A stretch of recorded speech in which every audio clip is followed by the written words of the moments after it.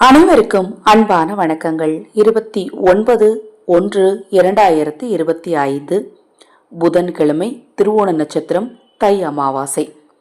தை அமாவாசை என்று கட்டாயமாக முன்னோர்களுக்கு தர்ப்பணம் செய்ய வேண்டும். மற்ற தெய்வங்களை வணங்கிவிட்டு பெற்றோர் மற்றும் முன்னோர்களை வணங்காவிட்டால் அவர்களுக்கு எந்த பலனும் கிடைக்காது என்று நமது சாஸ்திரத்தில் சொல்லப்பட்டுள்ளது. எனவே பெற்றோர் இல்லாதவர்கள் கட்டாயம் தர்ப்பணம் செய்யுங்கள். நீர்நிலைகளுக்கு செல்ல முடியாவிட்டாலும் வீட்டிலேயே எள்ளு தர்ப்பணமும் செய்யலாம். பெற்றோருடன் வசிப்பவர்கள் அமாவாசை என்று தவறாமல் அன்னதானம் செய்யுங்கள். அன்னதானம் செய்ய முடியாதவர்கள் ஆதரவற்றவர்களுக்கு அரிசி வாங்கி கொடுக்கலாம். அரிசி வாங்கி கொடுக்கும் போது வெறும் அரிசியாக வாங்கி கொடுக்காமல் அதனுடன் பழம் வாங்கி கொடுங்க. எப்போவுமே அரிசியை தனியாக கொடுக்கக்கூடாது. அதோட நாணயம் வச்சு கொடுக்கலாம், ஏதாவது காசு வச்சு கொடுக்கலாம், இல்லை பழங்கள் வச்சு கொடுங்க.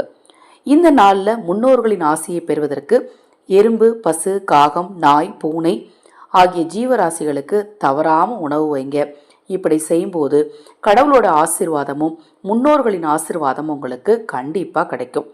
இந்த தை அமாவாசை நாளில் காகத்துக்கு உணவு கண்டிப்பாக வைக்கணும். அமாவாசைக்கு மட்டுமல்லாமல் தினம்தோறுமே காகத்துக்கு உணவளிப்பது உங்கள் கர்ம வினையை நிச்சயமாக தீர்க்கும். உணவு வைக்கும்போது எல்லாரும் செய்கிறது என்னென்னா, எல்லாத்தையும் கொஞ்சம் கொஞ்சம் எடுத்து, அதாவது நம்ம என்னெல்லாம் சமைச்சிருக்கோமோ அதை கொஞ்சம் கொஞ்சம் எடுத்து கொண்டு போய் அப்படியே வைப்பாங்க. அப்படி வைக்கக்கூடாது. எல்லாத்தையும் ஒன்றா போட்டு பிசைந்து வைங்க. அடுத்தது பார்த்தீங்கன்னா, காகத்துக்கு பிரத்யேகமாக உங்களுக்கு ஏதாவது தோஷங்கள் இருந்துச்சு, குடும்பத்தில் அடிக்கடி பிரச்சனை வந்துக்கிட்டே இருக்குது அப்படிங்கிறவங்க காகத்துக்கு உணவளிக்கும் போது அதில் கொஞ்சம் எள்ளும் வெல்லமும் நல்லெண்ணெயும் சேர்த்துக்கோங்க. எள்ளும் வெல்லமும் நல்லெண்ணையும் சேர்த்துக்கோங்க. அது என்ன சாப்பாடு நீங்கள் வச்சாலும் சரி, அந்த சாப்பாட்டோட இதை சேர்த்துக்கோங்க. அடுத்தது பசுமாட்டுக்கு கண்டிப்பாக இந்த நாளில் உணவளிக்கணும். வீட்டில் பெற்றோர்கள் பெரியவர்கள் இருப்பவங்க எக்காரணத்தை கொண்டு இந்த அகத்திக்கீரை கொடுக்காதீங்க. எல்லாரும் ஒட்டுக்கா அகத்திக்கீரை கொடுக்கணும் அப்படின்னு அகத்திக்கீரையை கொண்டு போய் கொடுக்குறீங்க. உங்கள் வீட்டில் பெற்றோர்கள் இருந்தாங்க அப்படின்னா நீங்கள் அகத்திக்கீரையை தரக்கூடாது. அது மாதிரி எள்ளு புண்ணாக்கும் வீட்டில் பெற்றோர்கள் இருந்தாங்கன்னா அதை பசுவுக்கு கொடுக்கக்கூடாது.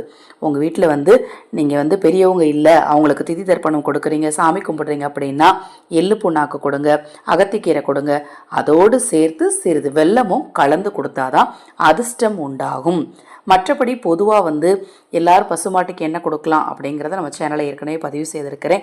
இல்லை பழங்களை மட்டும் வாங்கி கொடுங்க. இப்போ நான் சொன்ன இந்த 2 விஷயத்தை பெற்றோர்கள் இருக்கிறவங்க கொடுக்க வேண்டாம். அப்படி கொடுக்கும்போது பெற்றோர்கள் இல்லைங்க நான் கொடுக்கலாமா அப்படின்னா அப்படி கொடுக்கும்போது கொஞ்சம் வெல்லத்தையும் சேர்த்து கொடுக்கணும்.